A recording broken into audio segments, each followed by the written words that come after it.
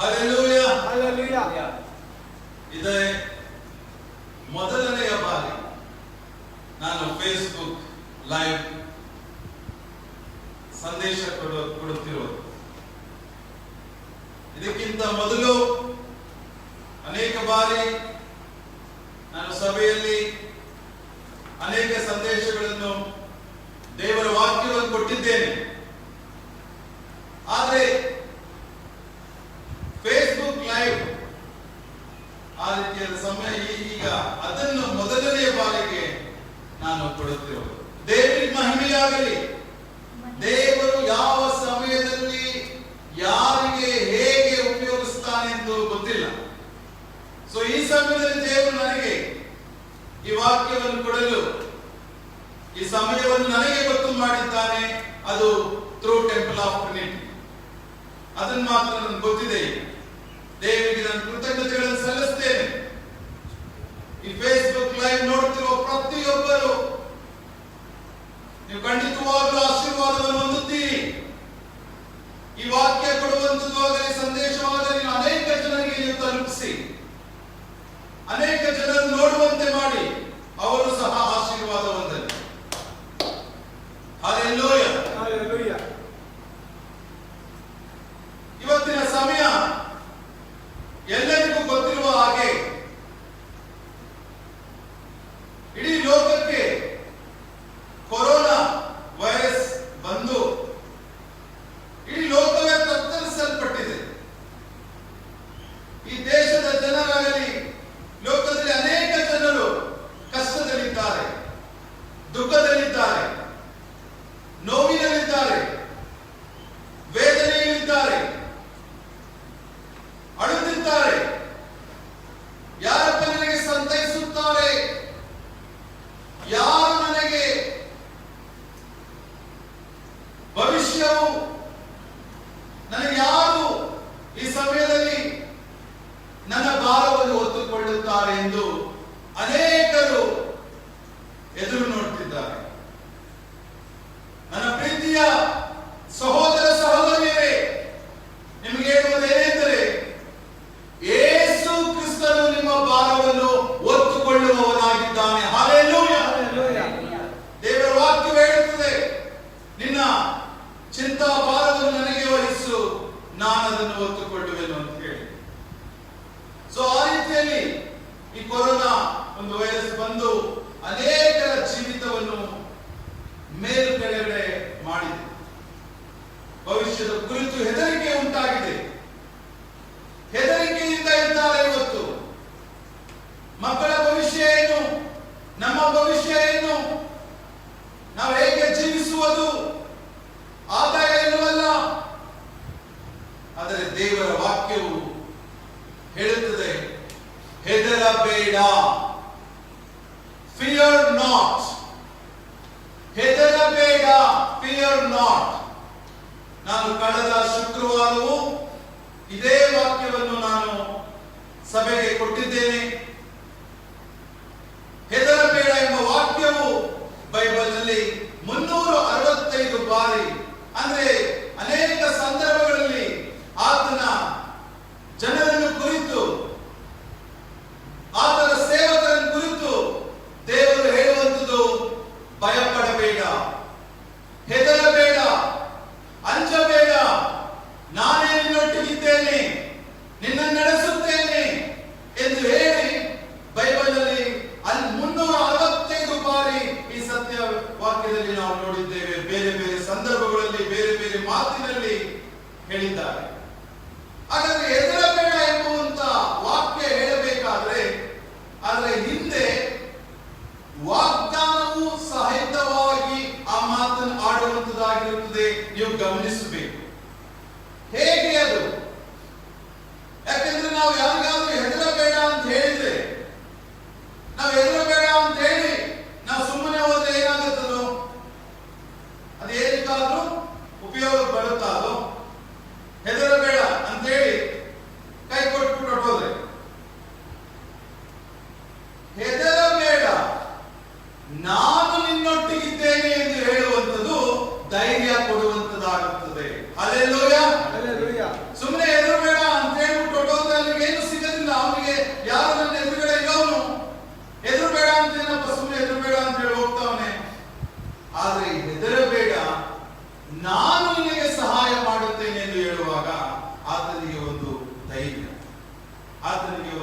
ಸಂತೈಸುವಿಕೆ. ಆ ರೀತಿಯಲ್ಲಿ ನಮ್ಮ ದೇವರಾಗಿರುವ ಯೆಹೋವನು, ನಮ್ಮ ರಕ್ಷಕನಾದ ನಜರೇತಿನ ಯೇಸು ಕ್ರಿಸ್ತನು 365 ಬಾರಿ ಅನೇಕ ಸಂದರ್ಭಗಳಲ್ಲಿ, ಅನೇಕ ವಿಷಯದಲ್ಲಿ, ಅನೇಕ ರೀತಿಯಲ್ಲಿ ಮಾತನಾಡುವಾಗ ಆತ ನಮಗೆ ಹೇಳುತ್ತಾನೆ, ಹೆದರಬೇಡ, ನಾನು ನಿನ್ನೊಟ್ಟಿಗಿದ್ದೇನೆ. ಹೆದರಬೇಡ, ನಾನು ನಿನಗೆ ಸಹಾಯ ಮಾಡುತ್ತೇನೆ. ಹೆದರಬೇಡ, ನಾನು ನಿನ್ನ ಭಾರಗಳನ್ನು ಹೊತ್ತುಕೊಳ್ಳುತ್ತೇನೆ. ಹೆದರಬೇಡ, ನಿನ್ನನ್ನು ನಾನು ಕನಿಕರಿಸುತ್ತೇನೆ. ಹೆದರಬೇಡ, ನಾನು ನಿನ್ನನ್ನು ಕರುಣಿಸುತ್ತೇನೆ. ಹೆದರಬೇಡ, ನಿನ್ನ ಜೀವಿತದಲ್ಲಿ ಅದ್ಭುತವನ್ನು ನಡೆಸುತ್ತೇನೆ. ಹೆದರಬೇಡ, ನಿನ್ನ ಭವಿಷ್ಯವನ್ನು ನಾನು ನೋಡಿಕೊಳ್ಳುತ್ತೇನೆ. ಹೆದರಬೇಡ, ನಿನ್ನ ಮಕ್ಕಳ ಭವಿಷ್ಯವನ್ನು ನಾನು ಉದ್ಧರಿಸುತ್ತೇನೆ.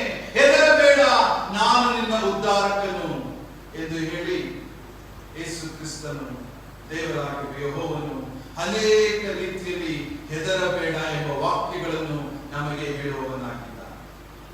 ಇವತ್ತಿನ ದಿವಸದಲ್ಲಿ ದೇವರು ನಿಮಗೆ ಹೇಳುತ್ತಿರುವುದು, ಇದು ನಾನು ಬೆನ್ನಿನ ಬಾಯಿ ಹೇಳಬಹುದು, ಆದರೆ ದೇವರ ಸಂದೇಶ ಇದು ನಿಮಗೆ.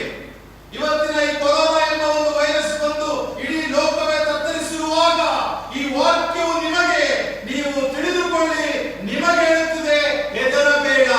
ಯಾರು ಹೆದರಬೇಡಿ. ಯಾರು ರಕ್ಷಕನಾದ ಯೇಸು ಕ್ರಿಸ್ತನ ಹೆಸರಿನಲ್ಲಿ ಬೇಡಿಕೊಳ್ಳುತ್ತಿದ್ದೀರೋ, ಯೇಸುವಿನಲ್ಲಿ ಯಾರೆಲ್ಲ ನಂಬಿಕೆ ಇಟ್ಟಿದ್ದೀರೋ, ಹೆದರಬೇಡಿ. ಆತನು ಹಿಂದೆ ಶುಕ್ರವಾರವೂ ಸಹ ನಾನು ಈ ವಾಕ್ಯವನ್ನು ಹೇಳಿದ್ದೇನೆ. ಇದೇ ಹೆದರಬೇಡ ಎಂಬ ಒಂದು, ಫಿಯರ್ ನಾಟ್ ಎಂಬ ಒಂದು ವಾಕ್ಯಗಳನ್ನು ನಾನು ಕೊಟ್ಟಿದ್ದೆ. ಆ ಫಿಯರ್ ನಾಟ್ ಎಂಬುವಂಥದ್ದು ಅಬ್ರಹಾಂ ಮತ್ತೆ ಆತನ ಹೆಂಡತಿ ಸಾರಾ, ಆತನ ಕೆಲಸದವಳಾಗಿದ್ದ ದಾಸಿಯಾಗಿದ್ದಂತ ಹಾಗಾರ್, ಅವಳ ವಿಷಯದಲ್ಲಿ ನಾನು ಓದುವ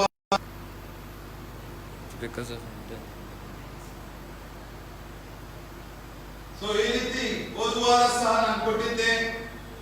ಅಬ್ರಹಾಂ, ಸಾರಾ ಮತ್ತು ಆತನ ದಾಸಿ ಹಾಗಾರ್, ಅವಳ ವಿಷಯದಲ್ಲಿ ದೇವರು ಹೇಗೆ ಹೆದರಬೇಡ ಎಂದು ಹೇಳಿ ಅವರನ್ನು ಆಶೀರ್ವಾದಿಸಿದನು ಅಂತ ಹೇಳಿ ಅನೇಕ ರೀತಿಯಲ್ಲಿ ಯೇಸು ಅಲ್ಲಿ ಪಕ್ಷಪಾತಿ ಮಾಡಲಿಲ್ಲ. ಸಾರಾನನ್ನು ಆಶೀರ್ವಾದಿಸಿದ, ಆತನ ಮಕ್ಕಳನ್ನು ಸಹ ಆಶೀರ್ವಾದಿಸಿದ. ಅದೇ ರೀತಿಯಲ್ಲಿ ಹಾಗಾರ್, ಆತನ ದಾಸಿಯಾಗಿದ್ದಂತ ಹುಟ್ಟಿದ ಮಕ್ಕಳನ್ನು ಯೇಸು ಕ್ರಿಸ್ತನು, ದೇವರಾಗಿರುವ ಯೆಹೋವನು ಆಶೀರ್ವಾದಿಸಿ ಅವರಿಗೆ ದೊಡ್ಡ ಜನಾಂಗವಾಗಿ ಅವರನ್ನು ಆಶೀರ್ವಾದಿಸಿದನು ಎಂದು ಹೇಳಿದೆ.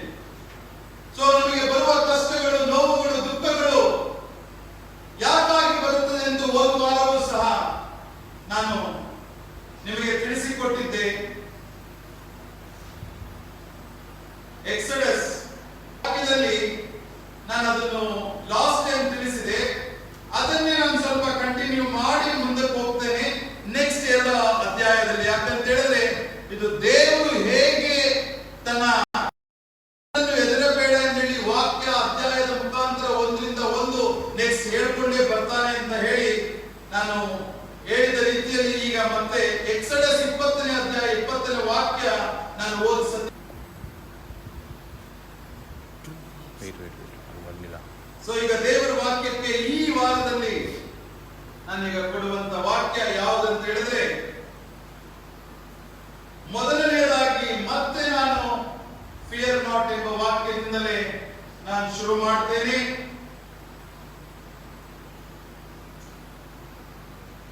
ಧರ್ಮೋಪದೇಶ ಕಾಂಡ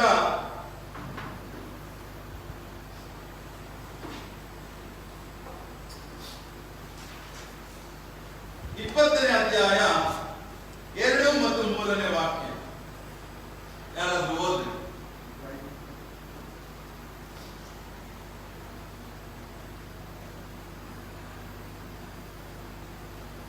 ಧರ್ಮೋಪದೇಶ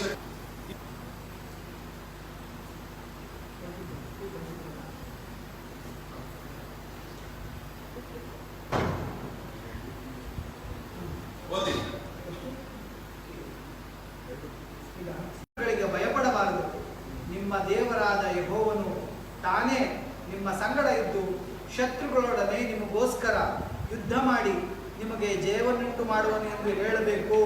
ಹಾಲೆಲೂಯಾ, ಹಾಲೆಲೂಯಾ, ಹಾಲೆಲೂಯಾ. ಹಾಲೆಲೂಯಾ. ಈ ವಾಕ್ಯ ಎಷ್ಟು ಕ್ಲೀನ್ ಆಗಿ ನಾನು ಬೇರೆ ಈ ಒಂದು 2 ಅಧ್ಯಾಯದಲ್ಲಿ ನಾನು ವಾಕ್ಯವನ್ನು ಕೊಡ್ತೇನೆ.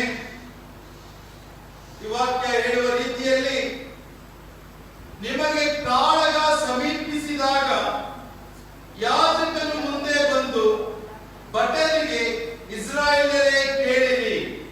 ಅಂದರೆ ಇಂಗ್ಲಿಷ್ ಅಲ್ಲಿ ಯಾಜಕನ ಅಂತ ಹೇಳಿದ್ರೆ ಪ್ರೀಸ್ಟ್ ಅಂತ ಹೇಳಿ. ದೇವರು ತನ್ನ ಯಾಜಕನ ಮುಖಾಂತರ ಆವತ್ತಿನ ದಿವಸದಲ್ಲಿ ಅನೇಕ ಸಂದೇಶಗಳನ್ನು ತನ್ನ ಜನರಿಗೆ ತಿಳಿಸಿಕೊಡುತ್ತಿದ್ದನು.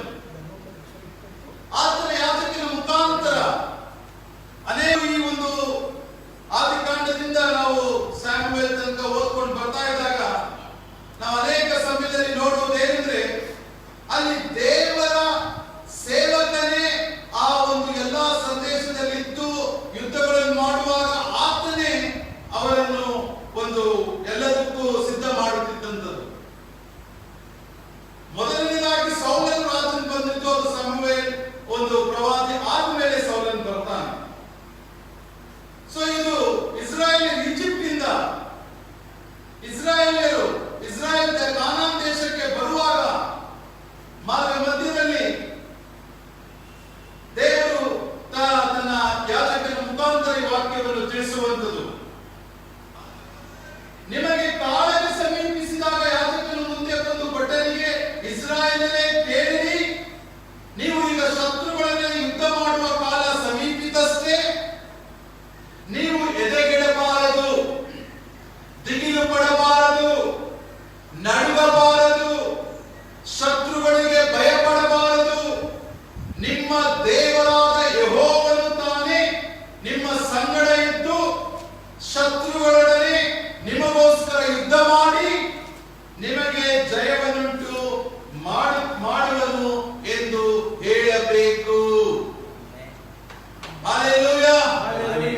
ಇವತ್ತು ಈ ಲೋಕದಲ್ಲಿ ನಾನು ಒಬ್ಬ ಸಣ್ಣ ಒಂದು ಪೋಸ್ಟ್ ಬಾಯ್ ಆಗಿರ್ಬೋದು ಅಷ್ಟೇ. ನಾನು ಪೋಸ್ಟ್ ಮ್ಯಾನ್ ಆಗೋಕ್ಕೂ ಸಾಧ್ಯ ಇಲ್ಲ. ಯಾಕಂದ್ರೆ ದೇವರು ಕೊಡುವಂತ ಸಂದೇಶವನ್ನು ತನ್ನ ಭಕ್ತರಿಗೆ ತಿಳಿಸುವಂತದ್ದು ಒಂದು ಪಾಸ್ಟರ್ ಕೆಲಸ, ಆ ಒಂದು ಧರ್ಮೋಪಯ ಇವೆಂಜಲಿಸ್ಟ್ ಅಪೊಸ್ಟಲ್ ಇವರ ಕೆಲಸಗಳಾಗಿದೆ. ಈಗ ದೇವರು ಒಂದು ಸಂದೇಶ ತಲುಪಿಸೋದಕ್ಕೆ ಹೇಳಿದ್ದಾರೆ. ಈ ತರ ಅನೇಕ ಪ್ರೀಸ್ಟ್ಗಳು, ಅನೇಕ ಜನರು, ಅನೇಕ ಪಾಸ್ಟರ್ಸ್ ದೇವರ ಜನರಿಗೆ ಈಗ ತಿಳಿಸಬೇಕಾದಂತ ಸಮಯ. ಇಲ್ಲ ಅದೇ ಹೆಡ್ಲೈನ್ಸ್ ಇರುವಂತದ್ದು, ಯಾಜಕನು ಮುಂದೆ ಬಂದು ಭಟರಿಗೆ ಇಸ್ರಾಯೇಲರೇ ಕೇಳಿರಿ. ಅದು ಪ್ರೀಸ್ಟ್ ಹೇಳುವಂತದ್ದು ಯಾರಿಗೆ? ಇಸ್ರಾಯೇಲರಿಗೆ. ಅಲ್ಲಿದ್ದಂತ ಎಲ್ಲ ಅಲ್ಲಿ ಸೈನಿಕರಿಗೆ, ಆಪ್ತರ ಜನರಿಗೆ. ಈಗ ಈ ಒಂದು ಸಮಯದಲ್ಲಿ, ಈ ಒಂದು ಕೊರೋನಾ ಎಂಬ ವೈರಸ್ ಅಲ್ಲಿ ನಮ್ಮ ಶತ್ರು ಯಾರಾಗಿದ್ದಾನೆಂದ್ರೆ ಸೈತಾನನು. Hallelujah, hallelujah. ಸೈತಾನನು ಮತ್ತು ಆತನು ತನ್ನ ಜನರಿಂದ ಅನೇಕ ಕಷ್ಟಗಳನ್ನು ನಮಗೆ ಬರಮಾಡುತ್ತಾನೆ. ಆತನು ಅನೇಕ ರೀತಿಯಾದ ಕಷ್ಟಗಳನ್ನು ನಮಗೆ ಕೊಡುತ್ತಾನೆ. ಆಗ ಐಗುಪ್ತ ದೇಶದವರಿದ್ರು, ಈಗ ಸೈತಾನನು ನಮಗೆ ವಿರೋಧವಾಗಿ ಅನೇಕ ತಂತ್ರಗಳಿಂದ, ಕುತಂತ್ರಗಳಿಂದ ನಮ್ಮನ್ನು ಬಂಧಿಸಿ ನಮ್ಮನ್ನು ತುಳಿದು ಆತನ ರಾಜ್ಯವನ್ನು ಕಟ್ಟಬೇಕೆಂದು ಯೋಚಿಸ್ತಾ ಇರ್ತಾನೆ. ನನ್ನ ಪ್ರೀತಿಯ ಸಹೋದರ ಸಹೋದರಿಯರೇ, ಆದರೆ ಇದಕ್ಕೆ ನಾವು ಆಸ್ಪದ ಕೊಡದಂತೆ ನಾವು ದೇವರಲ್ಲಿದ್ದು ದೇವರಲ್ಲಿ ಬೇಡಿಕೊಳ್ಳುತ್ತಾ ನಾವು ಇದನ್ನು ಎದುರಿಸಬೇಕಾಗುತ್ತದೆ. ಈಗ ಆ ರೀತಿ ಸೈತಾನನು ಎಷ್ಟೋ ನಮ್ಮ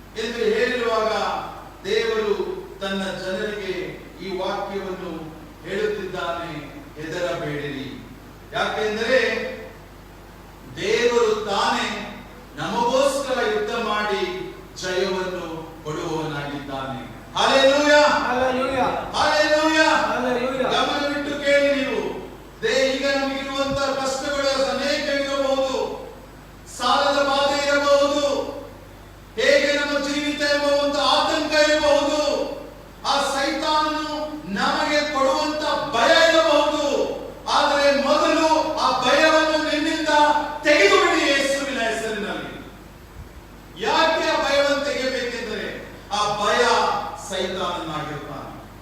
ಆ ಸೈತಾನನೇ ನಮಗೆ ಭಯವನ್ನು ಕೊಡುವವನು.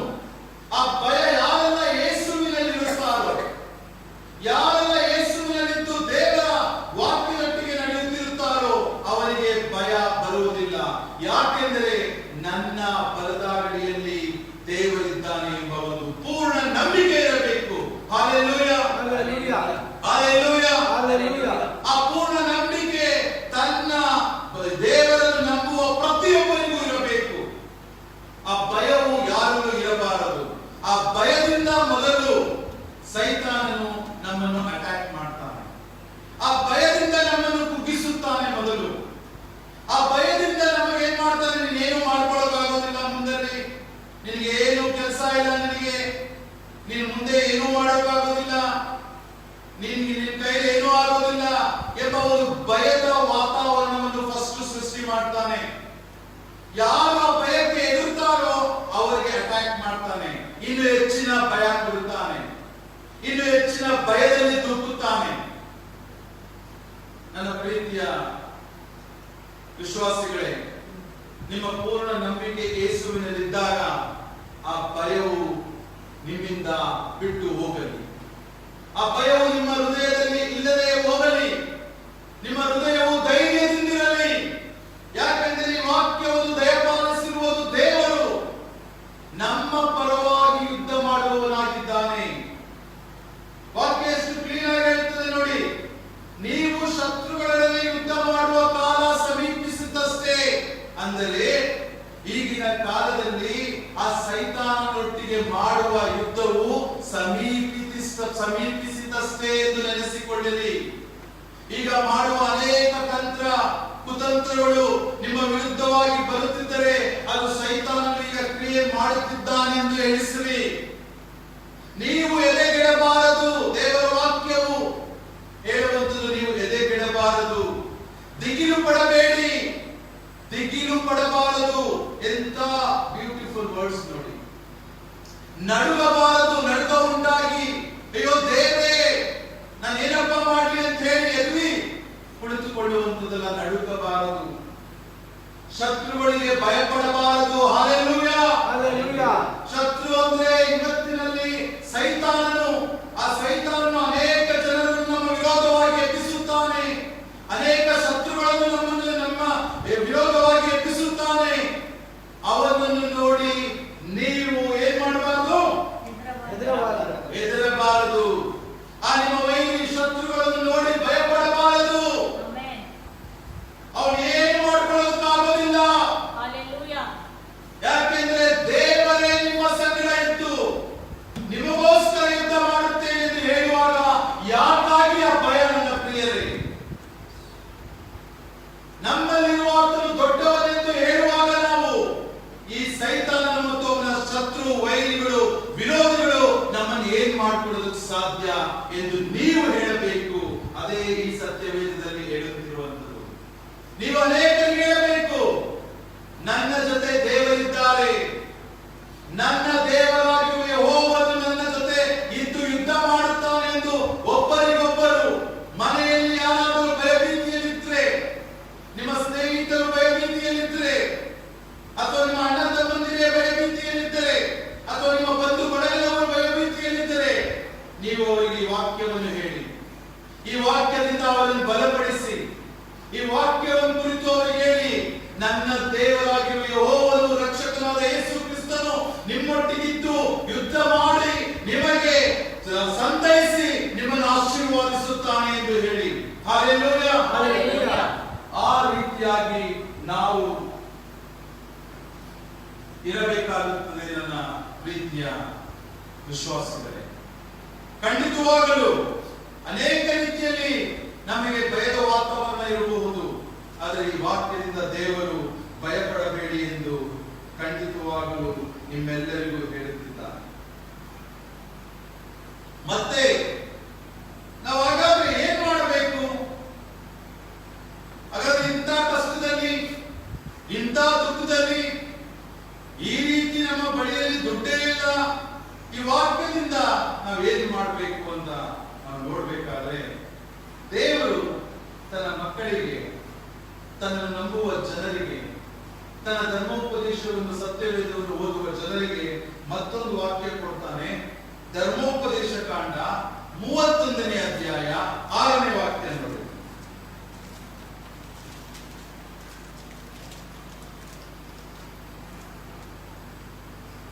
ನೀವು ಶೂರರಾಗಿ ಧೈರ್ಯದಿಂದಿರಿ, ಅವರಿಗೆ ಅಂಜಬೇಡಿರಿ, ಕಳವಳ ಪಡಬೇಡಿರಿ. ನಿಮ್ಮ ದೇವರಾದ ಯೆಹೋವನೇ ನಿಮ್ಮ ಸಂಗಡ ಇರುತ್ತಾನಲ್ಲ, ಆತನು ನಿಮ್ಮನ್ನು ಕೈಬಿಡುವುದಿಲ್ಲ, ಅಪಜಯಕ್ಕೆ ಗುರಿಪಡಿಸುವುದೇ ಇಲ್ಲ ಎಂದು ಹೇಳಿದನು. Hallelujah, hallelujah, hallelujah, hallelujah. ವಾಕ್ಯ ಅಷ್ಟು ಹೇಳಿದ್ರೆ ಮೊದಲನೇದು ಸಾಕಾಗ್ಲಿಲ್ಲ. ಹಾಗಾದ್ರೆ ನಾವು ಏನ್ ಮಾಡ್ಬೇಕು ಅಂತ ಹೇಳಿದಾಗ ದೇವರು ನಮಗೆ ವಾಕ್ಯವನ್ನು ಕೊಡುವಂಥದ್ದು, ಶೂರರಾಗಿ ಧೈರ್ಯದಿಂದಿರಿ. Hallelujah, hallelujah. ಶೂರರಾಗಿ ಧೈರ್ಯದಿಂದಿರಿ. ಏಡಿಗಳಂತೆ ಇರುವಂತದಲ್ಲ, ಜೀವಿತ ಯೇಸುವಿನಲ್ಲಿರುವಂತವರು. ಶೂರರಾಗಿ ಧೈರ್ಯದಿಂದಿರಬೇಕೀಗ ನಾವು. ಯೇಸುವಿನಲ್ಲಿ ನಂಬಿ ಜೀವನ ಮಾಡುತ್ತಿರುವವರು ಏಡಿಗಳಂತೆ ಇರಬಾರದು. ಸತ್ಯವೇದದಲ್ಲಿ ಹೊಸ ಒಡಂಬಡಿಕೆ ನೋಡ್ತೇವೆ ನಾವು. ನಾನು ನಿನಗೆ ಹೇಡಿಯ ಆತ್ಮ ಕೊಟ್ಟಿಲ್ಲ ಎಂದು ಹೇಳ್ತಾರೆ ಯೇಸು ಕ್ರಿಸ್ತನು ದೇವರ ವಾಕ್ಯದಲ್ಲಿ. ಹೇಡಿಯ ಆತ್ಮ ನಿಮಗೆ ಕೊಟ್ಟಿಲ್ಲ, ನಿಮಗೆ ಕೊಟ್ಟಿರುವುದು ಧೈರ್ಯದ ಆತ್ಮ. Hallelujah, hallelujah. ಧೈರ್ಯದ ಆತ್ಮ ನಿಮಗೆ ಕೊಟ್ಟಿರುವಂತದ್ದು. ಅದಕ್ಕಾಗಿ ಯೇಸು ಈ ಸಮಯದಲ್ಲಿ ನೀವು ಶೂರರಾಗಿ ಧೈರ್ಯದಿಂದಿರಿ, ಅವರಿಗೆ ಅಂಜಬೇಡಿರಿ. ಯಾರಿಗೆ ನೀವು ಅಂಜಬಾರದು? ನಿಮ್ಮ ವಿರೋಧವಾಗಿ ಕೆಲಸ ಮಾಡುತ್ತಿರುವ ಜನರಿಗೆ ಅಂಜಬೇಡಿರಿ. ನಿಮ್ಮ ವೈರಿ ಶತ್ರುಗಳಿಗೆ ಅಂಜಬೇಡಿರಿ. ನಿಮ್ಮ ವಿರುದ್ಧವಾಗಿ ಕೆಲಸ ಮಾಡುತ್ತಿರುವ ಸೈತಾನನ ಜನರಿಗೆ ನೀವು ಅಂಜಬೇಡಿರಿ. ಆತನು ಮಾಡಿದ ಮಾಟ ಮಂತ್ರ ಕುತಂತ್ರ ಸಂಚುಗಳಿಗೆ ಅಂಜಬೇಡಿರಿ. ಯಾಕೆಂದರೆ ನಾವು ಶೂರರಾಗಿ ಇರುವಾಗ ಮತ್ತೆ ಮುಂದಿನ ವಾಕ್ಯದಲ್ಲಿ ಹೇಳ್ತಾನೆ, ಕಳವಳ ಪಡಬೇಡಿರಿ. Hallelujah, hallelujah. ಕಳವಳ ಪಡಬೇಡಿರಿ.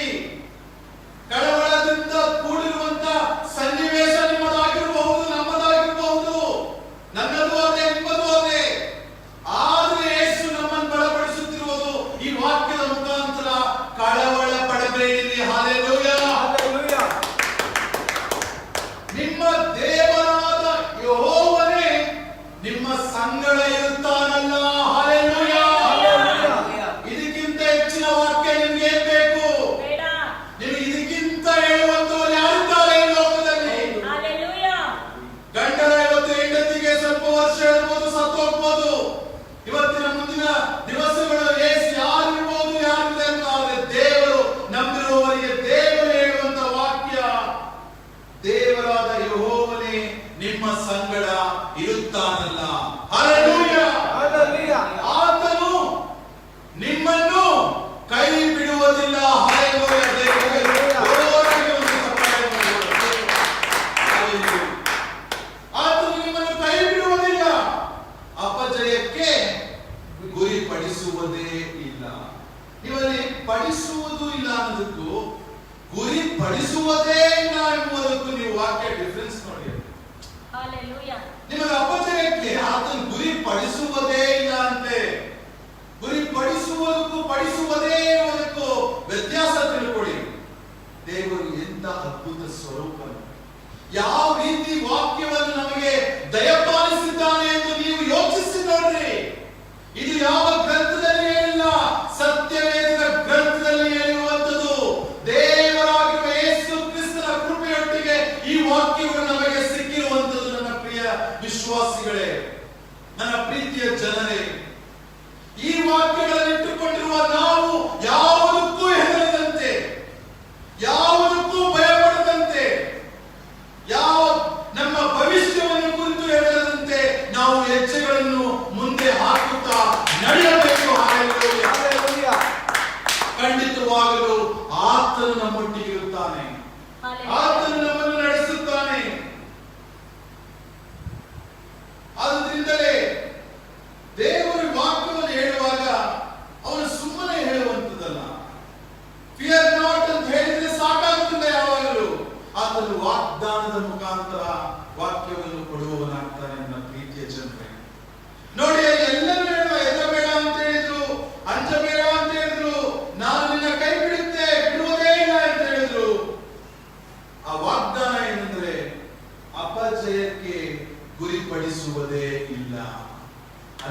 ಹೆದರಬೇಡ ಅಂತ ಹೇಳ್ತಾರೆ.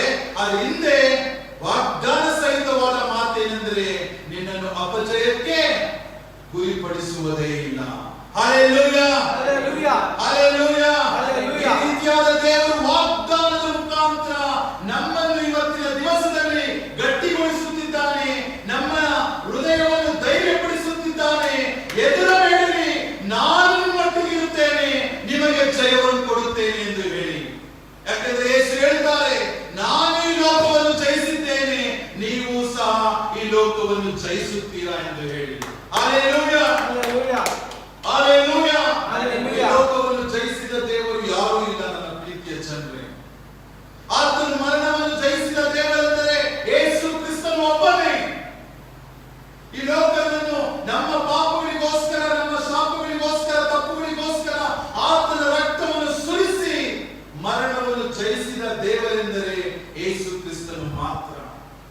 ಆತನನ್ನು ನಂಬುವ ಜನರು ನಾವು ಯಾವುದಕ್ಕೂ ಹೆದರಬಾರದು ಎಂಬುವುದೇ ಆತನ ಒಂದು ನಿಶ್ಚಯವಾಗಿದೆ, ಆತನ ಒಂದು ಮಾತಾಗಿದೆ. ಯಾವುದೇ ಕಷ್ಟಗಳು ಬಂದರೂ ಹೆದರುವಂಥದ್ದು ಏನೂ ಇಲ್ಲ. ಹಾಗಾದ್ರೆ ನಾವು ಹೆದರುದೇ, ನಾವು ನಡೆಯುತ್ತೆ ಯಾಕೆ ನಡೆಯುವಂಥದ್ದು? ಸರಿ, ನಾವೀಗ ಹೆದರೋದಿಲ್ಲ, ಹಾಗಾದ್ರೆ ನಾವು ಧೈರ್ಯದಿಂದ ಇರ್ತೇವೆ. ದೇವರು ಅಪಜಯಕ್ಕೆ ಗುರಿ ಮಾಡಿಲ್ಲ ಅಂತಲೂ ಹೇಳಿದ್ದಾಯ್ತು. ನಮಗೆ ಆಶೀರ್ವಾದ ಬರುವುದಕ್ಕೆ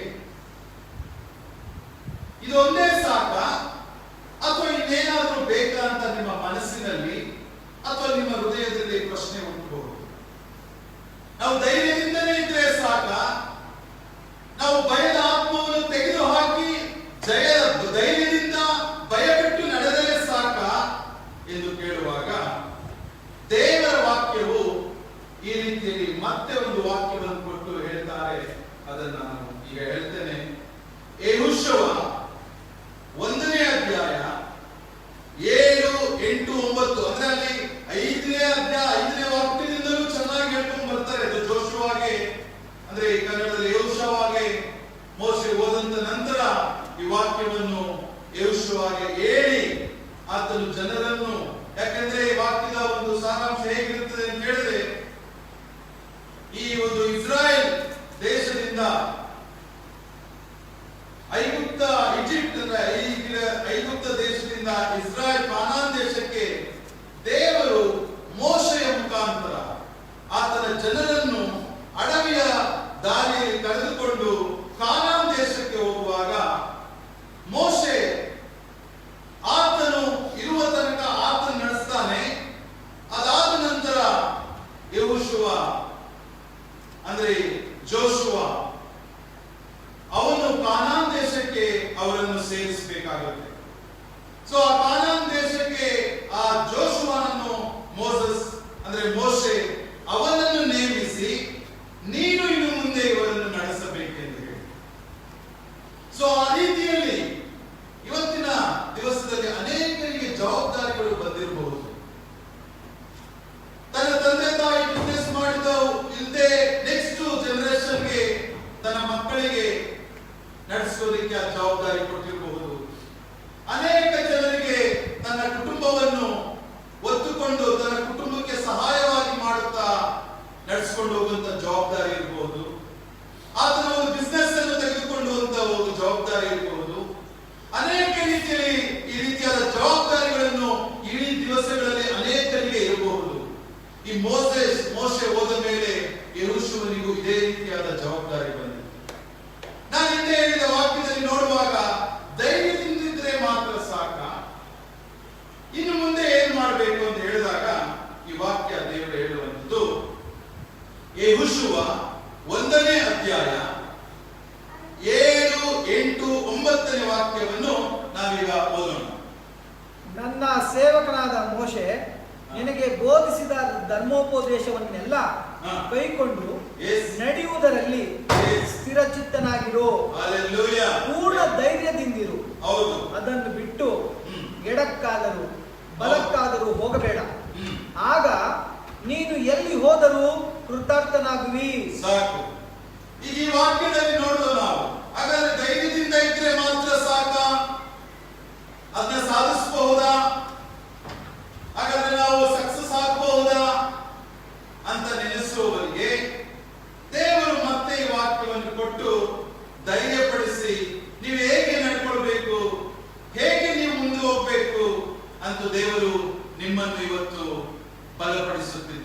ವಾಕ್ಯದ ಮುಖಾಂತರ.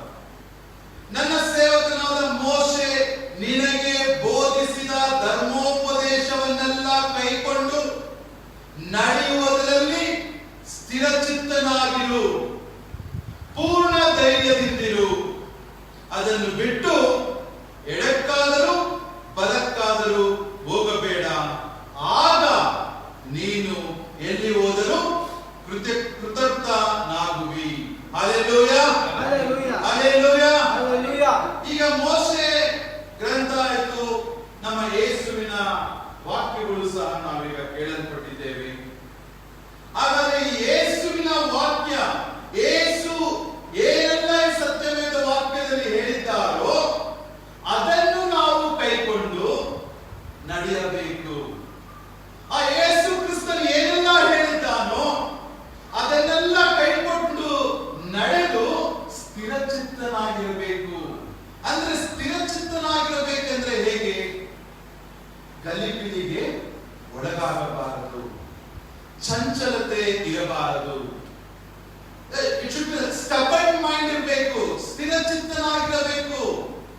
ಅವನು ಏನೋ ಒಂದು ಕಷ್ಟ ಬಂದ ತಕ್ಷಣ ದೇವರಿಗೆ ದೂಷಣೆ ಮಾಡುವಂಥದ್ದು, ಏನೋ ಒಂದು ದುಃಖ ಬಂದ ತಕ್ಷಣ ದೇವರನ್ನು ಹಿಂದೆ ಯಾರಪ್ಪ ದೇವರು ಅಂತ ಹೇಳೋದು.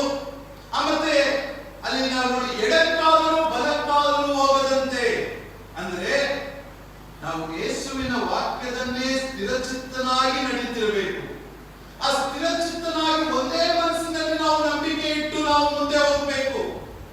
ಒಂದೇ ಮನಸ್ಸಿನಲ್ಲಿ ನಾವು ನಂಬಿಕೆ ಇಟ್ಟು ದೇವರನ್ನು ನೋಡುತ್ತಾ ಎದುರು ನೋಡುತ್ತಾ ಹೋಗಬೇಕು ಸ್ಥಿರಚಿತ್ತದಿಂದ. ನಮ್ಮಲ್ಲಿ ಏನು ಸಾಧನೆ ಮಾಡಕ್ ಆಗಲಿಲ್ಲ ಅಂತ ಹೇಳಿದ ತಕ್ಷಣ, ನಮ್ಮಲ್ಲಿ ನಾವು ಕೈ ಹಾಕಿದಂಥದ್ದು ಸಕ್ಸಸ್ ಆಗಲಿಲ್ಲ ಅಂತ ಹೇಳಿದ ತಕ್ಷಣ ನೀವು ಮನಗುಂದಬಾರದು, ಚಂಚಲತೆ ಒಳಗಾಗಬಾರದು, ಹುಟ್ಟುವಿಕೆಗೆ ಒಳಗಾಗಬಾರದು. ಸ್ಥಿರಚಿತ್ತದಿಂದ ಇರಬೇಕು. ಅಂದರೆ ಸ್ಥಿರಚಿತ್ತ ಅಂದರೆ ಒಂದೇ ಮನಸ್ಸಿನಿಂದ ದೇವರು ನನ್ನನ್ನು ಆಶೀರ್ವಾದಿಸುತ್ತಾನೆ ಎಂಬ ಒಂದು ಸ್ಥಿರಚಿತ್ತ ನಿಮ್ಮಲ್ಲಿರಬೇಕು. Hallelujah, hallelujah, hallelujah, hallelujah. ನಿಮ್ಮಲ್ಲಿ ಆ ರೀತಿಯಾದ ಒಂದು ಸ್ಟಬರ್ನ್ ಮೈಂಡ್, ಸ್ಥಿರಚಿತ್ತನಾಗಿರಬೇಕು. ನೀವು ಎಡಕ್ಕಾಗಲಿ ಬಲಕ್ಕಾಗಲಿ ಹೋಗಬಾರದು.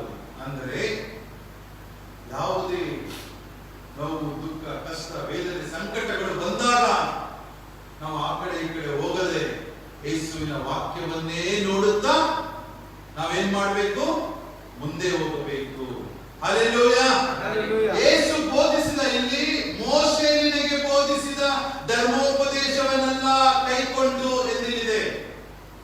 ಇಲ್ಲಿ ಜೊತೆಗೆ ಯೇಸು ಕ್ರಿಸ್ತನು ಬೋಧಿಸಿದಂತ ಎಲ್ಲಾ ಧರ್ಮೋಪದೇಶಗಳನ್ನು ನೀನು ಕೈಕೊಂಡು ನಡೆಯಬೇಕು. ಆಗ ನೀನು ಎಲ್ಲಿ ಹೋದರೂ ಕೃತಜ್ಞನಾಗುವಿ. ಅಂದ್ರೆ ನೀನು ಎಲ್ಲಿ ಹೋದರೂ ಒಳ್ಳೆಯದಾಗುತ್ತದೆ ಅಂತ ಹೇಳಿ ಧೈರ್ಯದಿಂದ ಇರುವುದರ ಜೊತೆಗೆ ಈಗ ನಾನು ಹೇಳ್ತಾ ಇರೋದು ಏನಂತ ಹೇಳಿದ್ರೆ, ಈ ವಾಕ್ಯಗಳನ್ನು ನಾವು ತೆಗೆದುಕೊಂಡು, ಈ ವಾಕ್ಯಗಳನ್ನು ಮನಸ್ಸಿನಲ್ಲಿಟ್ಟುಕೊಂಡು, ಈ ವಾಕ್ಯಗಳನ್ನು ಧ್ಯಾನಿಸುತ್ತಾ ಯೇಸುವಿನಲ್ಲಿ ಸ್ಥಿರಚಿತ್ತನಾಗಿ ಎಡಕ್ಕಾಗದೆ ಬಲಕ್ಕಾಗದೆ ತಿರುಗದಂತೆ ನಾವು ಯೇಸುವನ್ನೇ ಎದುರು ನೋಡುತ್ತಾ ಹೋಗುವಾಗ ಆತನು ನಾವೆಲ್ಲಿ ಹೋದರೂ ಸರಿ ಕೃತಜ್ಞನಾಗಿರುವಂತೆ ನಮ್ಮನ್ನು ಮಾಡುತ್ತಾನೆ. Hallelujah, hallelujah. 8ನೇ ವಾಕ್ಯ ಓದಲಾಗ. ಹಾಗ ಈ ಧರ್ಮಶಾಸ್ತ್ರವು ಯಾವಾಗಲೂ ನಿನ್ನ ಬಾಯಲ್ಲಿರಲಿ, ಹಗಲಿರುಳು ಅದನ್ನು ಧ್ಯಾನಿಸುತ್ತಾ ಅದರಲ್ಲಿ ಬರೆದಿರುವುದನ್ನೆಲ್ಲ ಕೈಕೊಂಡು ನಡಿ. Yes. ಆಗ ನಿನ್ನ ಮಾರ್ಗದಲ್ಲೆಲ್ಲ ಸಫಲನಾಗುವಿ. Hallelujah, hallelujah, hallelujah, hallelujah. ಏನಂತೆ ಹಾಗಾದ್ರೆ? ಧೈರ್ಯದಿಂದ ಇದ್ರೆ ಮಾತ್ರ ಸಾಲದಲ್ಲ ಅಂತ ಹೇಳಲಿಕ್ಕೆ ಆತನ ವಾಕ್ಯವನ್ನು ಕೈಕೊಂಡು ಸ್ಥಿರಚಿತ್ತನಾಗಿರಬೇಕು.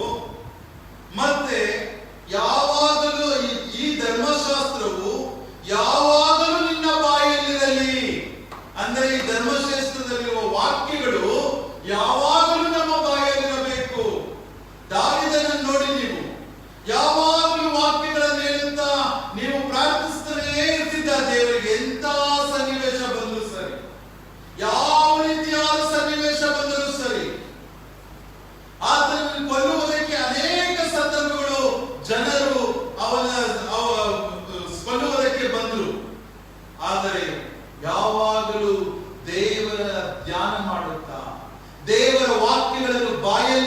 ಕೈಕೊಂಡು ನಡೆಯುವಾಗ ಯಾವಾಗಲೂ ನಿನ್ನ ಬಾಯಲ್ಲಿರಲಿ, ಹಗಲಿಗಳು ಅದನ್ನು ಧ್ಯಾನಿಸುತ್ತಾ. ಅಂದ್ರೆ day and night we should meditate. ಹಗಲಿಗಳು ಆತನ ವಾಕ್ಯವನ್ನು ನಾವು ಧ್ಯಾನಿಸಬೇಕು. ಅದರಲ್ಲಿ ಬರೆದಿರುವುದನ್ನೆಲ್ಲ ಕೈಕೊಂಡು ನಡಿ.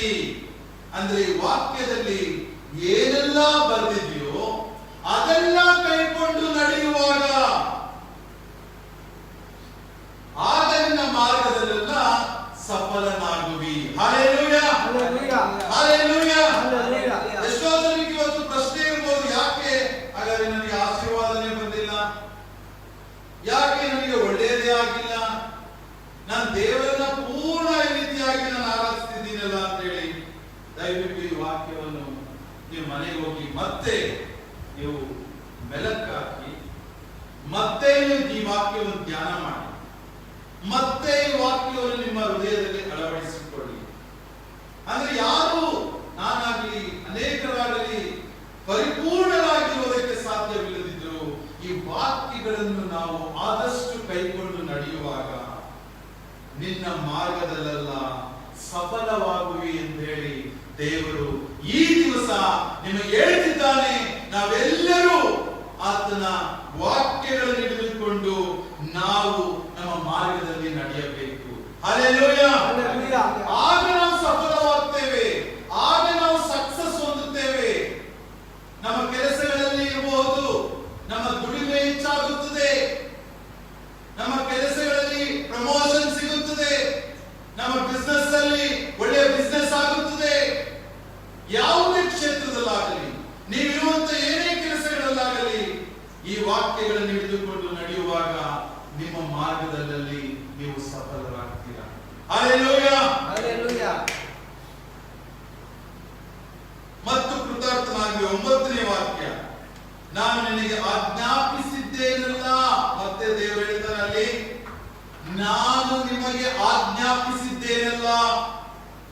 ಸ್ಥಿರಚಿತ್ತನಾಗಿರು. ಮತ್ತೆ ಮತ್ತೆ ಆ ವಾಕ್ಯವನ್ನು ಓದಿ. ತಿರ್ಗಾ ದೇವರು ಅದೇ ವಾಕ್ಯವನ್ನು ಹೇಳ್ತಾನೆ. ನಾನು ಅದು ಹೇಳಿ ನೆಕ್ಸ್ಟ್ ಇನ್ನೊಂದು ವಾಕ್ಯ ಹೇಳಿ ನಾನು ಮುಗಿಸ್ಲಿಕ್ಕೆ ಹೋಗ್ತೇನೆ. 9ನೇದು ಮತ್ತೆ ಅದೇ ರೀತಿಯ ದೇವರು ನಮ್ಮನ್ನು ಬಲಪಡಿಸ್ತಿರೋದು. ನಾನು ನಿನಗೆ ಆಜ್ಞಾಪಿಸಿದ್ದೇನಲ್ಲ. ಎಸ್, ಆಜ್ಞಾಪಿಸಿದ್ದೇನಲ್ಲ ಅಂದ್ರೆ ಕಮಾಂಡ್ಮೆಂಟ್. ದೇವರು ಕಮಾಂಡ್ ಮಾಡ್ತಾ ಇದ್ದಾರೆ ಇಲ್ಲಿ. ಆಜ್ಞಾಪಿಸಿದ್ದೇನಲ್ಲ ಓದಿ. ಸ್ಥಿರಚಿತ್ತನಾಗಿರು, ಧೈರ್ಯದಿಂದಿರು, ಅಂಜಬೇಡ, ಕಳವಳಗೊಳ್ಳಬೇಡ. ನೀನು ಹೋಗುವಲ್ಲೆಲ್ಲ ನಿನ್ನ ದೇವರಾದ ಯೆಹೋವನು ನಿನ್ನ ಸಂಗಡ ಇರುತ್ತಾನೆ. ಆಮೆನ್. Hallelujah, hallelujah. ದೇವರಿಗೆ ಸ್ತೋತ್ರ. ಲೋಕವಾಗಿ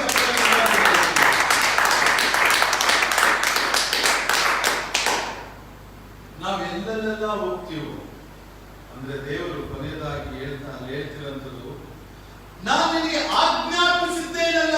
ಇಷ್ಟು ಈಗ ಹಿಂದೆ ಹೇಳಿರುವಂಥದ್ದಲ್ಲ, ದೇವರು ನಿಮಗೆ ಇವತ್ತು ಆಜ್ಞಾಪಿಸಿದ್ದೇನಲ್ಲ ಎಂಬ ಒಂದನ್ನು ನೀವು ತಿಳಿದುಕೊಳ್ಳಿ. ಈಗ ದೇವರಿಗೆ ಹೇಳಿರುವಂತ ವಾಕ್ಯಗಳು ನಿಮಗೆ ಕಮಾಂಡ್ ಮಾಡಿದ್ದೇನಲ್ಲ ಅಂತ ಕೇಳ್ತಾ ಇದ್ದಾರೆ. ಈಗ ನಿನಗೆ ಆಜ್ಞಾಪಿಸಿದ್ದೇನಲ್ಲ, ಸ್ಥಿರಚಿತ್ತನಾಗಿರು, ಧೈರ್ಯದಿಂದಿರು, ಅಂಜಬೇಡ, ಕಳವಳಗೊಳ್ಳಬೇಡ. ನೀನು ಹೋಗುವಲ್ಲೆಲ್ಲ ನಿನ್ನ ದೇವರಾದ ಯೆಹೋವನು ನಿನ್ನ ಸಂಗಡ ಇರುತ್ತಾನೆ. Hallelujah, hallelujah. ನಮ್ಮ ಸಂಗಡ ದೇವರಿರುತ್ತಾನಂತೆ. ಮತ್ತೆ ನಮ್ಮಲ್ಲಿ ಯಾಕೆ ಭಯ? ಮತ್ತೆ ನಮ್ಮಲ್ಲಿ ಯಾಕೆ ಭಯ? ಮತ್ತೆ ನಮ್ಮಲ್ಲಿ ಯಾಕೆ ಆ ಪ್ರಶ್ನೆ? ಮತ್ತೆ ನಮಗೆ ಯಾಕೆ ಕಳವಳ? ಮತ್ತೆ ನಮಗೆ ಯಾಕೆ ಆ ಭವಿಷ್ಯದ ಕುರಿತು ಭಯ? ನಮ್ಮ ಮಕ್ಕಳ ಭವಿಷ್ಯದ ಕುರಿತು ಭಯ, ನಮ್ಮ ಬಿಸ್ನೆಸ್ ಕುರಿತು ಭಯ, ನಮ್ಮ ಕೆಲಸ ಸಿಗ್ತಿಲ್ಲ ಅಂತ ಭಯ, ಕೂಲಿ ಸಿಗ್ತಿಲ್ಲ ಅಂತ ಭಯ. No, fear not, fear not. ಹೆದರಬೇಡ, ಅಂಜಬೇಡ, ಕಳವಳಗೊಳ್ಳಬೇಡ. ದೇವರೇ ನಿನ್ನ ಸಂಗಡ ಇರುತ್ತಾನೆ. Hallelujah, hallelujah. ದೇವರೆನ್ನುವ ವಾಕ್ಯ ಇದು. ನೀನು ಹೋಗುವಲ್ಲೆಲ್ಲ ನಿನ್ನ ದೇವ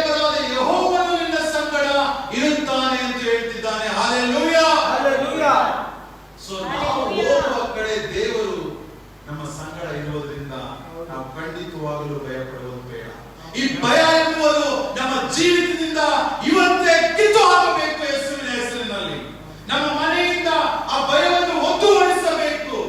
ನಮ್ಮ ಮನೆ ಕುಟುಂಬದ ಸಂಬಂಧಿಕರಾಗಲಿ, ಹೆಂಡತಿಯಾಗಲಿ, ಗಂಡನಾಗಲಿ, ಮಕ್ಕಳಾಗಲಿ, ತಂದೆ ತಾಯಿಗಳಾಗಲಿ, ಯಾರನ್ನಾದ್ರೂ ಆ ಭಯ ಇದ್ದರೆ ಈ ವಾಕ್ಯಗಳನ್ನು ನೀವು ಹೇಳಿ ಅವರಿಂದ ಈ ಭಯವನ್ನು ಓಡಿಸಿ. ನನ್ನ ಪ್ರೀತಿಯ ಜನರೇ, ನನ್ನ ಪ್ರೀತಿಯ ವಿಶ್ವಾಸಿಗಳೇ, ನನ್ನ ಪ್ರೀತಿಯ ಸಹೋದರ ಸಹೋದರಿಯರೇ, ನಿಮ್ಮ ಸ್ನೇಹಿತರಿಗೂ ಹೇಳಿ, ನನ್ನ ತಂದೆ, ನನ್ನ ದೇವರು, ರಕ್ಷಕನಾದ ಯೇಸು ಕ್ರಿಸ್ತನು ಈ ವಾಕ್ಯ ಹೇಳಿದ್ದಾನೆ, ನೀವು ಯಾರು ಹೆದರಬೇಡಿ, ನಿಮ್ಮ ಸಂಗಡ ನನ್ನ ದೇವರು ಇರ್ತಾನೆ ಅಂತ ಹೇಳಿ. ಆದ್ರೆ ನಾವು ನಮ್ಮ ಬಾಯಿಂದ ಅರಿಕೆ ಮಾಡಬೇಕು, ನನ್ನ ದೇವರು ನನ್ನ ಸಂಗಡ ಇದ್ದಾನೆ ಅಂತ ಹೇಳಿ ನೀವು ಎಲ್ಲರ ಮುಂದೆ ನಾಚಿಕೆ ಪಡದೆ ಹೇಳಬೇಕು. ನನ್ನ ಸಂಗಡ ನನ್ನ ರಕ್ಷಕನಾದ ಯೇಸು ಕ್ರಿಸ್ತನಿದ್ದಾನೆ ಅಂತ ಹೇಳಿ ನಿಮ್ಮ ಎಲ್ಲರ ಮುಂದೆ ನೀವು ಘೋಷವಾಕ್ಯದಿಂದ ನುಡಿಯಬೇಕು. ಆಗ ನಿಮ್ಮನ್ನು ದೇವರು ಉದ್ಧರಿಸುತ್ತಾನೆ. ನನ್ನ ಪ್ರೀತಿಯ ವಿಶ್ವಾಸಿಗಳೇ, ಆಗ ದೇವರು ನಿಮ್ಮಲ್ಲಿ ಅದ್ಭುತ ನಡೆಸುತ್ತಾನೆ. ಇಲ್ಲಿ ಬೂಟಾಟಿಕೆ ಆಡುವುದಕ್ಕೆ ಸಾಧ್ಯ ಇಲ್ಲ ನೀವು. ಇಲ್ಲಿ ಎರಡು ವೇಷ ಧರಿಸುವುದಕ್ಕೆ ಸಾಧ್ಯ ಇಲ್ಲ ನೀವು. ಒಂದು ವೇಷ ಸಭೆಯಲ್ಲಿ, ಇನ್ನೊಂದು ವೇಷ ನೀವು ಸಿಗುವಂತ ಜನರ ಮಧ್ಯದಲ್ಲಿ ಹಾಕಿಕೊಳ್ಳುವುದಕ್ಕೆ ಸಾಧ್ಯ ಇಲ್ಲ. ನನ್ನ ಪ್ರೀತಿಯ ಜನರೇ, ಇರುವುದು ಹಿಪೋಕ್ರೈಟ್ಸ್ ಆಗುವುದಕ್ಕೆ ಸಾಧ್ಯ ಇಲ್ಲ. ನೀವು ಒಂದೇ ರೀತಿಯಲ್ಲಿರಬೇಕು. ಯೇಸುವಿನಲ್ಲಿ ಇದ್ದೇನೆ ಅಂತ ಹೇಳಿದ್ರೆ ನೀವು ಯೇಸುವಿನಲ್ಲೇ ಇರಬೇಕು. ಆಗ ದೇವರು ನಿಮ್ಮಲ್ಲಿ ಅದ್ಭುತ ನಡೆಸುವವನಾಗಿದ್ದಾನೆ. ಆಗ ದೇವರು ನಿಮ್ಮನ್ನು ಉದ್ಧರಿಸುವವನಾಗಿದ್ದಾನೆ. ಆಗ ದೇವರು ನಿಮ್ಮ ಸಂಗಡ ನಿಂತು ಯುದ್ಧ ಮಾಡುವವನಾಗಿದ್ದಾನೆ. ಸೈತಾನನ ತಂತ್ರಗಳನ್ನು ತುಳಿಯುವವನಾಗಿದ್ದಾನೆ. ಹಲ್ಲೆಲೂಯಾ. ಈ ವಾಕ್ಯವನ್ನು ನೀವು ಗಂಭೀರವಾಗಿ ತೆಗೆದುಕೊಳ್ಳಿ. ಈ ವಾಕ್ಯವು ನಿಮ್ಮನ್ನು ಬಲಪಡಿಸಲಿ. ಈ ವಾಕ್ಯವು ನಿಮ್ಮ ಹೃದಯವನ್ನು ಪಡಿಸಿದೆ ಎಂದು ನಾನು ನಂಬುತ್ತೇನೆ. ಹಲ್ಲೆಲೂಯಾ. ದೇವರು ಇಷ್ಟೆಲ್ಲ ಮಾಡ್ತಾನೆ ಅಂತ ಹೇಳಿದ್ರೆ ಹಾಗಾದ್ರೆ ಒಂದು ಉದಾಹರಣೆ ಕೊಡಿ ಅಂತ ನಿಮ್ಮ ಮನಸ್ಸಲ್ಲಿ ನೆನೆಸ್ಕೋ. ಒಂದೇ ಒಂದು ಉದಾಹರಣೆ ಕೊಟ್ಟು ಈ ವಾಕ್ಯವನ್ನು ನಾನು ಮುಗಿಸ್ತೇನೆ. ಅದು ಸಣ್ಣ ಉದಾಹರಣೆ ಅಲ್ಲ. ಹಲ್ಲೆಲೂಯಾ. ಇವತ್ತು ನೀವು ನೋಡಿದ್ರೆ ಏನಪ್ಪಾ ದೇವರು ಇಂಥ ದೊಡ್ಡವನ ಎಂದು ಹೇಳಿ ವಾಕ್ಯದ ಮುಖಾಂತರ ನಿಮಗೆ ಗೊತ್ತಾಗುತ್ತೆ. ಆ ವಾಕ್ಯವನ್ನು, ಆ ಉದಾಹರಣೆಯನ್ನು, ಯಾವ ರೀತಿಯಾದ ದೇವರು ನಮ್ಮ ದೇವರು ಎಂಬುವಂಥದ್ದನ್ನು ಈ ವಾಕ್ಯದ ಮುಖಾಂತರ ನಿಮಗೆ ತಿಳಿಸಿಕೊಡುತ್ತೇನೆ. ನನ್ನ ಪ್ರೀತಿಯ ವಿಶ್ವಾಸಿಗಳೇ, ಈ ವಾಕ್ಯವನ್ನು ಓದ್ರಿ. ಯೆಹೋಶುವ 10ನೇ ಅಧ್ಯಾಯ 12ನೆಯ ವಾಕ್ಯ ಕಂಟಿನ್ಯೂ ಮಾಡಿ. ಯೆಹೋವನು ಅಮೋರಿಯರನ್ನು ಇಸ್ರಾಯೇಲರೇ ಒಪ್ಪಿಸಿದ ದಿನದಲ್ಲಿ ಯೆಹೋಶುವನನ್ನು ಯೆಹೋವನಿಗೆ ಒಂದು ವಿಜ್ಞಾಪನೆ ಮಾಡಿದನು. ಸೂರ್ಯನೇ, ನೀನು ಒಪ್ನಿಯಲ್ಲಿಯೂ, ಚಂದ್ರನೇ, ನೀನು ಅಯೋನ್ ತಗ್ಗಿನಲ್ಲಿಯೂ ಎಂದು ಇಸ್ರಾಯೇಲರ ಸಮಕ್ಷದಲ್ಲಿ ಆಜ್ಞಾಪಿಸಲು ಇಸ್ರಾಯೇಲರು ತಮ್ಮ ಶತ್ರುಗಳಿಗೆ ಮುಯಿ ತೀರಿಸುವವರೆಗೆ ಸೂರ್ಯಚಂದ್ರರು ಹಾಗೆಯೇ ನಿಂತರು. ಈ ಮಾತು ಮತ್ತು ಸಾಕು. ಈ ವಾಕ್ಯ ನೀವು ಗಮನ ಇಟ್ಟು ನೋಡುವಾಗ ನಿಮ್ಮ ತಂದೆಯಾದ ದೇವರು ಯೆಹೋವನು, ನಿಮ್ಮ ರಕ್ಷಕನಾದ ನಜರೇತಿನ ಯೇಸು ಕ್ರಿಸ್ತನು ಎಂತ ದೊಡ್ಡವನೆಂದು ನಿಮಗೆ ತಿಳಿಯಲ್ಪಡುತ್ತೆ. ಹೇಗೆ ಅಂತ ಹೇಳಿದ್ರೆ, ಆ ಒಂದು ಯುದ್ಧ ನಡೆಯುವಂತ ಸಮಯ ಅದು. ತುಂಬಾ ಜನರಿರ್ತಾರೆ ಅಲ್ಲಿ, ಆತನ ಸೈನಿಕರು ಇಸ್ರಾಯೇಲರ ವಿರುದ್ಧವಾಗಿ. ಅಂದ್ರೆ ಇವತ್ತಿನ ದಿವಸದಲ್ಲಿ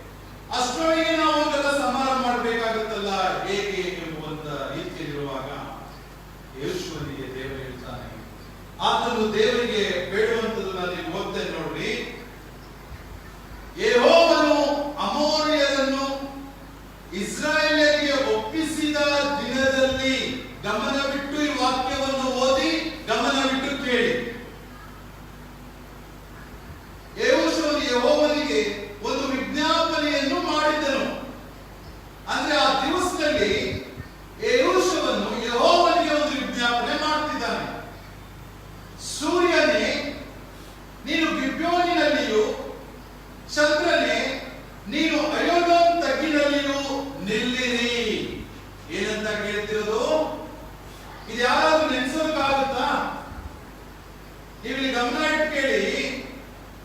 ಸೂರ್ಯ ಇದ್ದಾನಲ್ಲ, ಈಗ ಸೂರ್ಯನಿಗೆ ನೀನು ತಟಸ್ಥನಾಗಿ ನಿಂತ್ಕೊಂಡ್ಬಿಡು, ಚಂದ್ರನೇ ನೀನು ಆ ತಗ್ಗಲ್ಲೇ ಇದ್ದುಬಿಡು, ಸೂರ್ಯ ನೀನು ಮತ್ತೆ ಆ ಕಡೆ ಈ ಕಡೆ ಹೋಗ್ಬೇಡ, ನೀನು ಅಲ್ಲೇ ಇರು ಅಂದ್ರೆ ಆಗುತ್ತಾ? ಆಗುತ್ತಾ? ಆಗುತ್ತೆ. ನಮ್ಮ ದೇವರಾಗಿರುವ ಯೆಹೋವನಿಂದ, ನಮ್ಮ ರಕ್ಷಕನಾದ ಯೇಸು ಕ್ರಿಸ್ತನಿಂದ ಈ ಉದಾಹರಣೆ ದೇವರು ಹೇಳ್ತಾ ಇರೋದು. ಹಲ್ಲೆಲೂಯಾ. ಇಲ್ಲಿ ಅದನ್ನೇ ಬರ್ತಾ ಇರೋದು. ಆತನ ಯುದ್ಧದ ಸಮಯದಲ್ಲಿ ನೋಡ್ರಿ, ಸೂರ್ಯನ ನೀನು ಗಿಬ್ಯೋನಿನಲ್ಲಿಯೂ, ಚಂದ್ರನೇ ನೀನು ಅಯೋಲೋನ್ ತಗ್ಗಿನಲ್ಲಿಯೂ ನಿಲ್ಲಿರಿ ಎಂದು ಇಸ್ರಾಯೇಲ್ಯರ ಸಮಕ್ಷಮದಲ್ಲಿ ಆಜ್ಞಾಪಿಸಲು, ಇಸ್ರಾಯೇಲರು ತಮ್ಮ ಶತ್ರುಗಳಿಗೆ ಮುಯಿ ತೀರಿಸುವವರೆಗೆ ಸೂರ್ಯ ಚಂದ್ರರು ಹಾಗೆ ನಿಂತರು. ಹಲ್ಲೆಲೂಯಾ. ಜೋರಾಗಿ ಚಪ್ಪಾಳೆ ಮಾಡ್ತೇವೆ.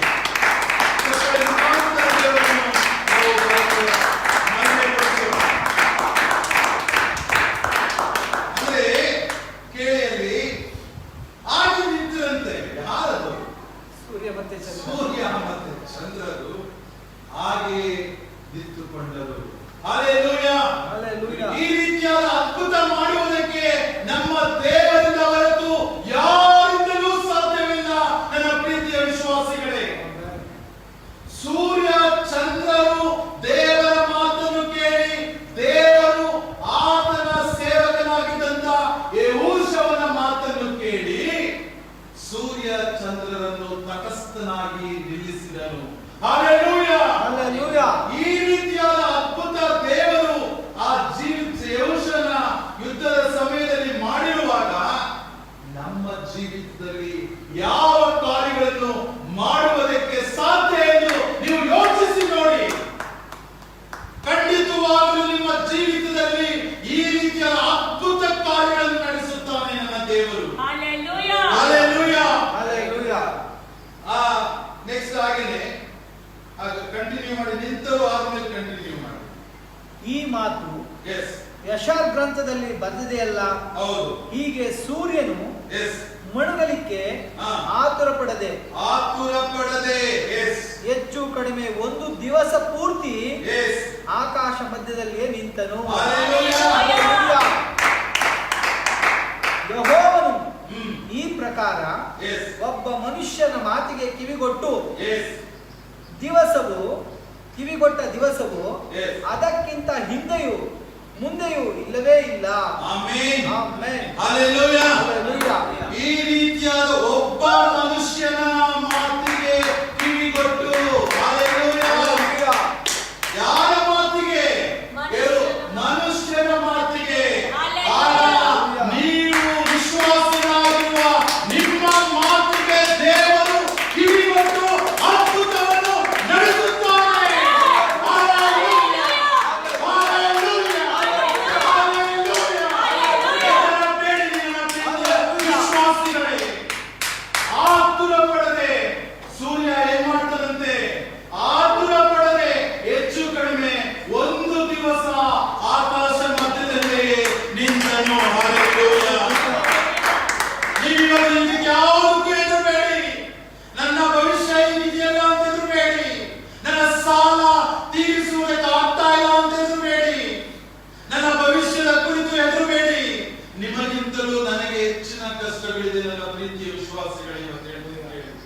ಇವತ್ತು ನಾನು ಇಲ್ಲಿ ನಿಂತು ಈ ವಾಕ್ಯ ಹೇಳ್ತಿದ್ದೇನೆ ಅಂದ್ರೆ ನನಗೂ ಅನೇಕ ಕಷ್ಟಗಳಿದೆ. ಆದರೆ ನಿಮ್ಮಂತೆ ದೇವರು ನನ್ನನ್ನು ಸಹ ಹೆದರಬೇಡ ಎಂದು ಹೇಳುತ್ತಿದ್ದಾನೆ ಈ ಸಮಯದಲ್ಲಿ. ಹಲ್ಲೆಲೂಯಾ. ಹಲ್ಲೆಲೂಯಾ. ನನಗೂ ನಿಮ್ಮಂತೆಯೇ ಈ ವಾಕ್ಯದಿಂದ ಬಲ ತುಂಬುತ್ತಿದ್ದಾನೆ. ಹಲ್ಲೆಲೂಯಾ. ಹಲ್ಲೆಲೂಯಾ. ಆದುದರಿಂದ ಒಬ್ಬ ಮನುಷ್ಯನ ಮಾತಿಗೆ ಕಿವಿಗೊಟ್ಟು ಯೇಸು ಕ್ರಿಸ್ತನು ಈ ರೀತಿಯ ಅದ್ಭುತಗಳನ್ನು ನಡೆಸುತ್ತಾನೆ ಅಂತ ಹೇಳಿದ್ರೆ ನಮ್ಮ ಮತ್ತು ನಿಮ್ಮ ಜೀವಿತ ಜೀವಿತದಲ್ಲಿ ಎಂತ ಅದ್ಭುತಗಳನ್ನು ನಡೆಸಬಹುದು ಎಂದು ನೀವು ಯೋಚಿಸಿ ನೋಡ್ರಿ ನನ್ನ ಪ್ರಿಯರೇ, ನೀವು ಯೋಚಿಸಿ ನೋಡಿ. ಖಂಡಿತವಾಗಲೂ ದೇವರು ಆಶೀರ್ವಾದಗಳನ್ನು ಮಾಡುವವನಾಗಿದ್ದಾನೆ. ಹೌದು, ಆದ್ರಿಂದ ಇಷ್ಟು ವಾಕ್ಯಗಳು, ಇನ್ನು ಅನೇಕ ವಾಕ್ಯಗಳು ಫಿಯರ್ ನಾಟ್ ಎಂಬುದಕ್ಕೆ ಇದೆ. Fear not. ಇವತ್ತು ಮುಖ್ಯ ಅಂಶ ಏನೆಂದರೆ ಫಿಯರ್ ನಾಟ್. ಇವತ್ತಿನ ಮುಖ್ಯ ಸಾರಾಂಶ ಏನೆಂದರೆ, ಮೈ ಕನ್ಕ್ಲೂಷನ್ ಇಸ್ ಫಿಯರ್ ನಾಟ್. ಹೆದರಬೇಡ, ಅಂಜಬೇಡ, ಕಳವಳಗೊಳ್ಳಬೇಡ. ನಾನೇ ನಿನ್ನ ದೇವರು, ನಾನು ನಿನ್ನ ಸಂಗಡ ಇರುತ್ತೇನೆ, ನಾನು ನಿನ್ನನ್ನು ಆಶೀರ್ವಾದಿಸುತ್ತೇನೆ, ನಾನು ನಿನ್ನನ್ನು ಉದ್ಧರಿಸುತ್ತೇನೆ ಎಂದು ಹೇಳುವ ದೇವರು ನಮ್ಮೊಟ್ಟಿಗಿದ್ದಾರೆ. ನನ್ನ ಪ್ರೀತಿಯ ದೇವರಿಗೆ ಸ್ತೋತ್ರ, ದೇವರಿಗೆ ಮಹಿಮೆಯಾಗಲಿ. ಆದ್ರಿಂದ ಈ ರೀತಿಯಾಗಿ ಎಕ್ಸಾಂಪಲ್ ಸಹ ನಾನು ಕೊಟ್ಟಿದ್ದೇನೆ. ಯೇಸು ಒಬ್ಬ ಮನುಷ್ಯನ ಮಾತಿಗೆ ಕಿವಿಗೊಟ್ಟು ಆತನನ್ನು ಕನಿಕರಿಸುವಾಗ, ಆತನನ್ನು ನೋಡಿ ಒಂದು ಕಾರ್ಯ ಅದ್ಭುತ ಮಾಡುವಾಗ ಎಂತ ದೊಡ್ಡ ಅದ್ಭುತ ಎಂಬುವಂಥದ್ದು ಈ ವಾಕ್ಯದಲ್ಲಿ ನೋಡಿದ್ದೇವೆ. ಆ ರೀತಿಯಾದ ಅದ್ಭುತಗಳು ನಮ್ಮ ಜೀವಿತದಲ್ಲೂ ಸಹ ಯೇಸು ಕ್ರಿಸ್ತನು ಮಾಡುತ್ತಾನೆ ಎಂದು ಹೇಳುತ್ತಾ, ನೀವೆಲ್ಲರೂ ಧೈರ್ಯದಿಂದಿರಿ ಎಂದು ಹೇಳುತ್ತಾ, ನೀವು ಯಾರು ಹೆದರಬೇಡಿರಿ ಎಂದು ಹೇಳುತ್ತಾ, ನಾನು ಈ ವಾಕ್ಯವನ್ನು, ಈ ಸಂದೇಶವನ್ನು ನಾನು ಮುಗಿಸುತ್ತಿದ್ದೇನೆ. Hallelujah, Hallelujah. ಹಾಲೆಲೂಯಾ. Hallelujah. ಹಾಡನ್ನು ಹಾಡಿ ನಾವು ಈ ಒಂದು ಇವತ್ತಿನ ದಿವಸದ ವಾಕ್ಯವನ್ನು ಒಂದು ಹಾಡಿನ ಮುಖಾಂತರ ಮುಗಿಸಲು ಹೋಗುತ್ತೇನೆ.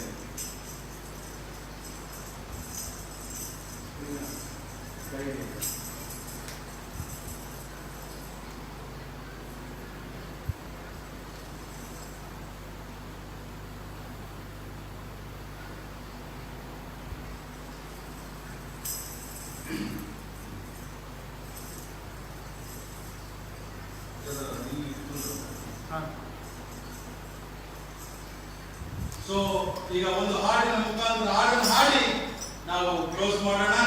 ದೇವರು ನಿಮ್ಮೆಲ್ಲರನ್ನು ಆಶೀರ್ವದಿಸೋಣ. ಎಲ್ಲ ಒಳ್ಳೆಯದೇ ಆಗುವುದು ದೇವಾ, ನಿನ್ನ ಪ್ರೀತಿಸಿದ ನನಗೆ. ಎಲ್ಲ ಒಳ್ಳೆಯದೇ ಆಗುವುದು ದೇವಾ, ನಿಮ್ಮ ಪ್ರೀತಿಸಿದ ನನಗೆ. ಕಣ್ಣು ಕಾಣಲಿಲ್ಲ, ಕಿವಿ ಕೇಳಲಿಲ್ಲ, ಮನಸ್ಸು ಊಹಿಸಲಿಲ್ಲ, ಈ ನನಗೆ